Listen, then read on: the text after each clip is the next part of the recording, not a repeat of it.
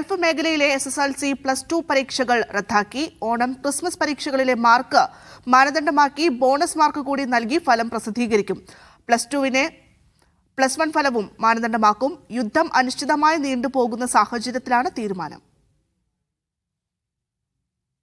Gulf മേഖലകളിൽ അയവില്ലാതെ സംഘർഷം തുടരുന്ന സാഹചര്യത്തിലാണ് ഇത്തരത്തിൽ അതായത് SSLC പരീക്ഷയും +2 പരീക്ഷയും റദ്ദാക്കാം എന്നൊരു നിർദ്ദേശത്തിലേക്ക് ഇപ്പോൾ ഉരുത്തിരിഞ്ഞു വന്നത്, അതായത് എത്തി നിൽക്കുന്നത്. അതായത് ഇത്തരത്തിൽ അവിടെ ഒരുപാട് വിദ്യാർത്ഥികൾ ഈ പരീക്ഷയുമായി ബന്ധപ്പെട്ട് അവിടെ ആശങ്കയിൽ കഴിയുന്നുണ്ട്. അതായത് പരീക്ഷ ആയതുകൊണ്ട് മാത്രം അവിടെ കഴിയേണ്ടി വരുന്ന വിദ്യാർത്ഥികളുണ്ട്. അത്തരത്തിൽ 10,000-ലധികം വിദ്യാർത്ഥികളുണ്ടെന്നുള്ളതാണ് ഒരു കണക്കെന്ന് പറയുന്നത്.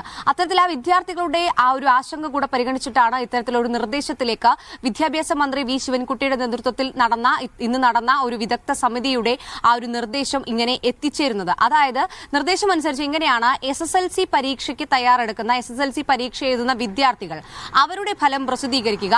കഴിഞ്ഞ ക്രിസ്മസ്, ഓണം പരീക്ഷകളിലെ ശരാശരി മാർക്കും അതോടൊപ്പം ബോണസ് മാർക്കും കൂട്ടിച്ചേർത്തായിരിക്കും അന്തിമ ഫലം പ്രസിദ്ധീകരിക്കുന്നത്. +2 വിദ്യാർത്ഥികളെ സംബന്ധിച്ച് അവരുടെ +1 മാർക്ക്, +1-ലെ മാർക്ക് മാനദണ്ഡമാക്കി ബോണസ് മാർക്കും കൂടെ കൂട്ടിച്ചേർത്തതിന് ശേഷമായിരിക്കും എന്തായാലും അന്തിമ ഫലം പ്രസിദ്ധീകരിക്കുക.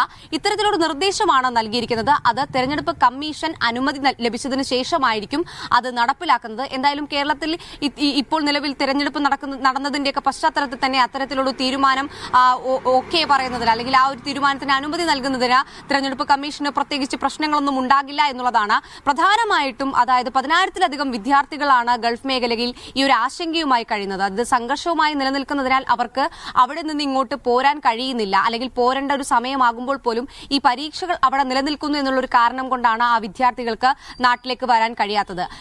ഈ ഒരു പ്രശ്നവും അതോടൊപ്പം തന്നെ മേയിൽ +2 SSLC പരീക്ഷാ ഫലങ്ങൾ അത് പ്രസിദ്ധീകരിക്കണം എന്നുള്ള കേരള സർക്കാർ സാധാരണ അങ്ങനെ പ്രസിദ്ധീകരിക്കാറ്, അത് അത്തരത്തിലുള്ളൊരു പ്രശ്നം അവിടെ നിലനിൽക്കുന്നതുകൊണ്ടും ഇത് രണ്ടുകൊണ്ടുമാണ് എന്തായാലും ശരി.